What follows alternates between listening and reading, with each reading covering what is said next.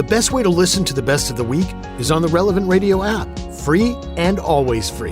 Download and share the #1 free Catholic app today in the App Store. Today on the show, we're honoring and talking about grandparents and the inestimable role they play in the lives of their children and grandchildren. Joining us to guide our discussion today is our spiritual director, Father Dave Heney. Father Dave is a priest of the Archdiocese of Los Angeles. He holds a master's degree in marriage, family, and child counseling from the University of Southern California. He's a published author, and he currently serves as the pastor of St. Bruno Catholic Church in Whittier, California. Father Dave, good to have you back with us. Thank you, Patrick. Always great to be with you, and what a great topic for today. I know, grandparents. I'm excited about today. I'm hoping that we hear from a lot of our listeners, too, as we kind of delve into this topic. They're such an invaluable resource in our lives, but, of course, in our lives of faith as well. Let's take a phone call, Father. We've got Kathy calling in from Dallas, Texas. Kathy, welcome to The Inner Life. Thank you for taking my call. Thank you for the conversation today. My son is in his early 30s, married young woman. They've been married 6 years. They have 2 children. They live about 5 hours from us. And she convinced him to give up his Catholic faith to join the Baptist faith, which is her faith. That was a condition to marry by her and her parents. And now the grandkids are 2 and 4, and they have constant contact with her grandparents, the mom's parents, and the mom's extended family. And we are, rarely permitted to visit them. My son will call us when his wife is out and do FaceTime calls with us. And when we have make the effort to go up there, our other child also lives in Dallas. And when we make the effort to drive up, we're put on like a time zone. We can see them for an hour or less. It's very disturbing and upsetting. And both my kids were raised in a Catholic home. Both went to Catholic school till 12th grade. And I just don't, it's very difficult to handle. I don't know if you have any advice for this situation. Well, Kathy, that is a sad situation. It's not rare. Very often our children will have an interreligious marriage. And, sometimes happy wife, happy life. The husband will kind of begin to neglect their own Catholic faith in the interest of, the wife's faith and be drawn away to, like, as you say, is a non-Catholic practice. And that'll certainly affect the grandkids. The parents are in charge, and sometimes grandparents have to, be at a distance, and it can be very sad. One thing I could tell you is Jesus, went through the same thing himself when he talked to the rich young man in the 10th chapter of Mark. Jesus explained everything carefully to him. He had a perfect explanation, and the rich man walked away. And it says Jesus was sad, but he looked at him with love. But he recognized this person's freedom to walk away, and Jesus didn't run after him. Jesus, goes after the lost sheep because the lost sheep is lost. It wants to come back, just doesn't know the way. The rich young man just had it perfectly explained to him and walked away. And so Jesus had that unfortunate experience of watching someone walk away from himself. You're kind of seeing the same thing, seeing your son, slowly disengage from Catholicism. And so what I can tell you, Kathy, is that you and Jesus have the same experience. And so he walks with you. He understands the experience that you have. But I would say the main thing is to keep up the contact with your son as much as you can. If you have those FaceTime calls, if you're, talking on the phone to the extent that you can visit, that's important. But I would say you have to respect the decision of the parents of what they want to do religiously with their children. If your daughter-in-law sees you as a competitor or as a threat in that you're going to come in and try to take the kids away from the Baptist church and go back to Catholicism, she will deny access. And so it's a very diplomatic issue. You just have to be very careful. But if you can at least maintain contact and maybe have an agreement that you're not going to bring up religion, that'll go a long way to having her feel comfortable having you around and not seeing you as a threat or as a competitor. And that'll be the first step, perhaps for a way back to Catholicism, but that has to be the first step, just that you have access. So you don't want to threaten access. So, speak with them in such a way that they will not see you as a competitor or as a threat, but that you can maintain some contact with certainly your son and hopefully with your grandkids. So I hope that helps, Kathy. It's a difficult situation. I'm glad you called in because I'm sure the others are going through it as well. And I hope, what we said here today is some guidance for the future for you. Thank you so much for your answer. I appreciate it. Thank you.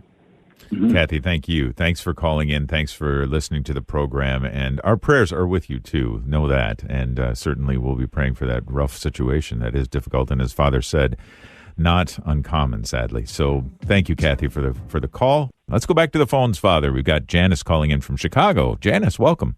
And it is a great morning to talk about the experience I have with my grandkids they're older now, but when they were young, there's 6 of them. My daughter, Regina, lives out in Maryville, Indiana, and I'm from Chicago. And when her and her husband needed some help, I would go out there 3 days a week and live with them, take the train, rain, sleet, or snow, because it was a labor of love. The things that my grandkids and I experienced, I know that they were as special for them as they were for me, because now that they're all older and even have a family of their own, they remember every single memory that I hold so dear to my heart, in my heart. And it's just, I'm smiling as I'm talking to you with tears. They'll be coming out pretty soon, so I won't keep you too long. But golly, Mallory and Lacey and Michael and Vanessa and Anthony and Jackie, every single thing I say to them when we talk on the phone, because some of them are spread out all around the United States, they'll say, "Oh, I remember that, Graham. Oh, gosh, I remember that, Graham." And you don't know what that does to me, because it was so special for me. And my oldest granddaughter, Mallory, when she said one time on the phone, "You played a very special part in my growing up," it was like, okay, bring on the waterworks, 'cause that's how I feel. And thank you for letting me, and just let me say this, which is so important. Their communions, their confirmations, their marriages, and going to Mass every Sunday. Oy, yi, yi. Do you know what I mean? So very blessed, so blessed. And thank you for letting me do all this, to say this on the radio. I feel good now. Janice, I think you made everyone feel good, and I think you brought a tear to many of our listeners' eyes. Such a beautiful story. I think that you are exactly what Pope Francis had in mind when he had the first annual day for grandparents, that your family did not cast you off in your old age, that you were respected and treasured and much needed. And I think the most beautiful thing that you were saying is that they retain so many memories of their experience with you. They remember this, they remember that, and they remember this event, and all the sacraments that you attended with them, their first communion and confirmation and marriages. And just how beautifully you ticked off all their names without missing a beat. So obviously your grandchildren are very close to your heart, and it's obvious to me that your grandchildren hold you very close to their heart. And I think anytime that you remember all these memories, they just bring a tear to your eye of happiness, of a warm feeling, and just a great, great memory. So you are exactly what Pope Francis had in mind in this idea of a family treasuring and respecting and honoring your generation, Janice. So beautiful story, and I'm just so delighted and so honored that you called in to share it with us. Thank you. Father's not wrong, Janice. You are certainly making us smile as well. And it's just your heartwarming story. And it's the good news that we love to hear. Thank you for sharing your blessings, your multiple blessings with us today on the show. Thanks for calling in, Janice. God bless you, sister. It's a rich treasure, to be sure, the age and experience of our grandparents in the lives of the grandchildren, especially where the faith is concerned. My guess is there are a number of grandparents out there, and knowing many personally myself, who are maybe running into a little frustration because of, and we've even heard from some callers today about that, about frustration that their kids are not as devout or not, they've lost touch with the church, and therefore their grandkids are also losing touch or maybe even never even exposed to the faith. But I guess in follow-up to that, Father, any things that grandparents should particularly avoid doing in those types of situations? Well, you just don't want to come across as a threat or as a competitor to the parents. But there's one thing that I think is very powerful, and Jesus knew this, and he really kind of communicated with his disciples. And as Pope Benedict used to say all the time, the greatest sign of the presence of God within a person is a sense of joy. So if your grandkids and even your own children see that your Catholic faith makes you happy, that's very, very powerful. So you don't have to, all you have to do is say, when I receive the Eucharist, I feel very, very joyful. All I can tell you is when I go to Mass, I just have a great sense of peace. Everybody wants that. And so that actually makes them intrigued about Catholicism. If they see Catholicism as just a series of rules and regulations that you have to do this and have to do that, that's not going to be very convincing. But certainly the early church grew, because of that sense of joy. The pagans said, look at these Christians, how they love one another. You're right.